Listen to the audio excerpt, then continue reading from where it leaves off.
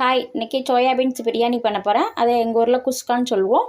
என்னென்னலாம் அதுக்கு தேவைப்படுது அப்படிங்கிறத பார்க்கலாம். ஃபஸ்ட்டு சோயா பீன்ஸ் ரெடி பண்ணி வச்சுருவோம். சோயா பீன்ஸ் கூட தயிர் ஆட் பண்ணிக்கிடுங்க. கொஞ்சம் உப்பு ஆட் பண்ணிக்கிடுவோம்.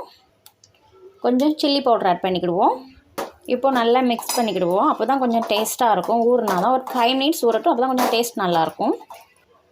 ஊற வச்சாச்சு. நெக்ஸ்ட்டு எண்ணெய் ஊற்றிருக்கேன். நெக்ஸ்ட்டு நெய் ஊற்றிக்கிடுங்க. பட்டை கிராம்பு மசாலாலாம் ஆட் பண்ணிக்கிடுவோம். ஆனியன் ஆட் பண்ணிக்கிடுங்க. பச்சை மிளகா, இஞ்சி பூண்டு பேஸ்ட் ஆட் பண்ணிக்கிடுவோம். தக்காளி ஆட் பண்ணிக்கிடுங்க. கொஞ்சம் கரம் மசாலா, கொஞ்சம் பிரியாணி மசாலா, சால்ட்டு கொஞ்சம் ஆட் பண்ணிக்கிடுவோம். இப்போது ஊற வச்சுருக்க சோயா பீன்ஸ் ஆட் பண்ணுவோம். மல்லி இலை அண்ட் புதினா ஆட் பண்ணுவோம். மஞ்சள் பொடி, ரைஸ் ஆட் பண்ணிக்கிடுவோம். தண்ணி ஆட் பண்ணிக்கிடுங்க. ஆஃப் லெமன் புழிஞ்சு விட்டுக்கிறேன். மல்லி இலை கொஞ்சம் புதினா போட்டுக்கிடுவோம்.